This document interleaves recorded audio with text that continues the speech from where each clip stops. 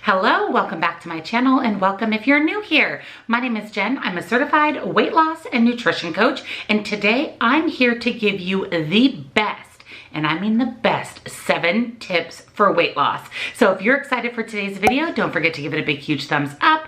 And if you're new or you haven't joined our community, we'd love to have you. Hit the subscribe button and don't forget to ring the bell right next to it so you never miss a single video. I upload every Tuesday and Thursday, so you don't want to miss out. Check out the description box down below for nutrition coaching. I do offer personalized to you macros and calories. You can take these 7 tips that I'm sharing with you today and pair those with personalized macros and calories to see success on the scale. If you want to chat with me directly, I offer one-on-one coaching as well. Also down in the description box, you'll find links and discounts to all of my very favorite healthy things. So let's jump into the absolute positively best 7 tips for weight loss.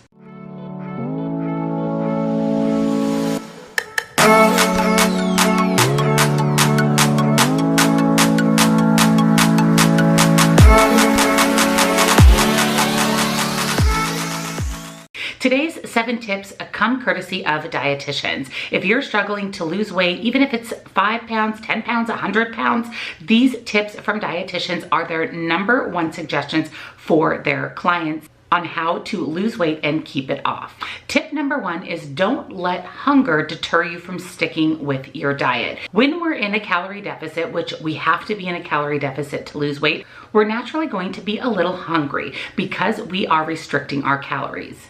But this feeling of hunger is the #1 reason people don't stick to their diet for more than a couple of weeks. What happens is when you eat less, your fat cells release more hunger hormones, which then triggers your appetite. And that's why you feel extra hungry when you're trying to lose weight. Making sure that you're eating a little bit higher protein, moderate carbs is what is best to satisfy those hunger cravings. You don't have to eliminate or restrict any food group, and you can still eat carbohydrates. Just swap out those really processed, refined carbohydrates for more unprocessed, unrefined carbohydrates. Swap out the white bread, the bagels, the muffins, and the donuts for a breakfast filled with a little bit higher protein foods, things like eggs, Greek yogurt. You can mix that Greek yogurt with chia seeds and berries, and that will help you keep fuller for longer. So you don't have to eliminate or restrict, just make healthier choices, and those hunger pangs will be a little bit more under control, which means overall you'll stick with whatever diet you're following for longer than just a few weeks. Tip number 2 is never eat a carbohydrate without having fiber attached to it. This method forces you to make better carbohydrate choices because things like white bread, chips, bagels, crackers have very minimal, if not any fiber at all. And the more fiber in your diet, the better. So you'll automatically gravitate towards those more unrefined carbohydrates because those are the ones that are filled with fiber. Fiber is so important for blood sugar control. It helps lower your cholesterol. It helps reduce your risk of chronic diseases like diabetes, cancer, and heart disease. Some fiber-rich foods are things like legumes, beans, lentils. Veggies are full of fiber. Things like Brussels sprouts, broccoli, spinach, squash, and sweet potatoes are extremely fiber-rich vegetable options. And fruit like apples, berries, and oranges are excellent choices to get in your fiber. So if you're going to have a bag of pretzels or a bag of chips as a snack, just make sure that you're pairing that with something rich in fiber, maybe a piece of fruit or some veggies to go alongside with your carbohydrate.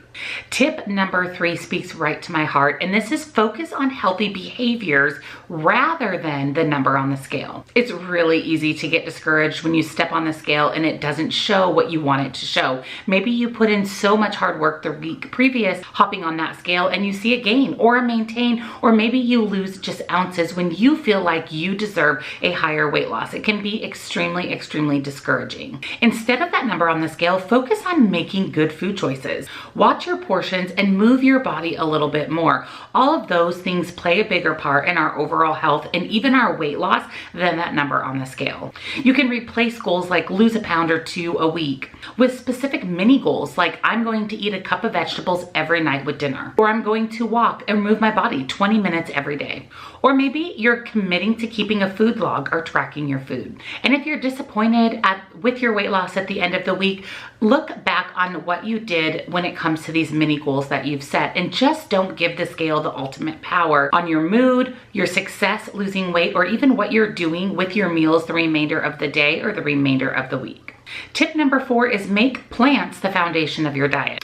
Different weight loss approaches work for different people. Every body is different, but it is so important that plants make up a big portion of what you're consuming every day. Research strongly suggests having plant-based be the foundation of your eating plan.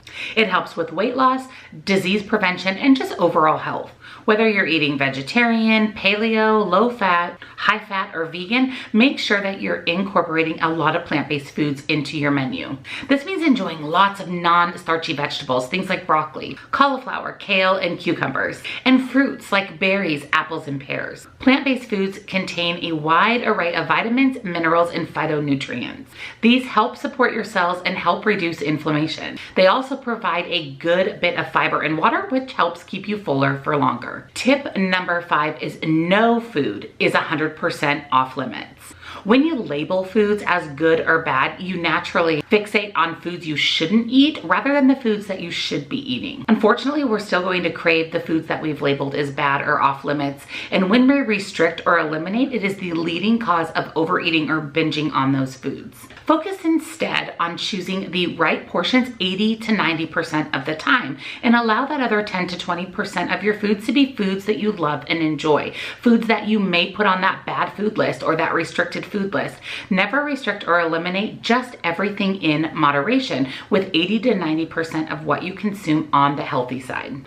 Never feel guilt from the foods that you eat, and never feel like you have to eliminate or restrict any food or any food group.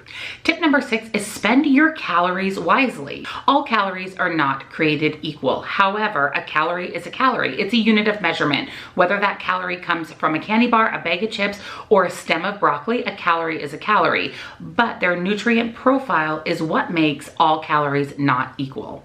If your diet consists mainly of sugars, fats, and salt, all of which are very addictive foods, you can constantly crave these unhealthy foods. They are very calorie-dense foods with very little nutritional payoff. This tends to lead to excess weight gain, over-consuming of calories, and then of course you're going to struggle to take weight off. These foods are very addictive, so when we consume them, our body wants more and more of them.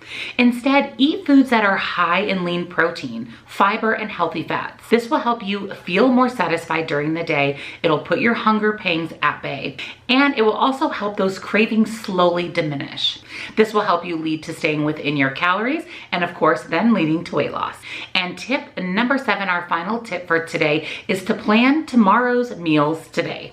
Planning ahead stops us from grabbing what you see, what's in front of you, what restaurant you're driving by on your route every day. And it also prevents panic from setting in when you get home from work or get home from a busy day. It's 6 p.m. and now you have to think about what you're going to make for dinner. Making dinner on the fly generally lends that meal to be less nutritious, higher in calories, and not packed with the nutrients that you should be consuming with what is generally the largest, most calorically dense meal of the day. When you sit down for dinner tonight, plan what you're going to have for dinner tomorrow. Make sure you have the ingredients on hand, pop any meat out of the freezer that you may need for the next night's meal. It's much easier as well to plan your meals when you're not hungry. So during dinner or after dinner, that's the ideal time to sit down and plan for the following day's meals. Pull again the meat out of the freezer. You can even pre-chop up your vegetables and have everything ready to go. So when you walk in the door, the panic doesn't set in. Your meal is ready to be prepared and you're reaching for a healthier, less calorically dense,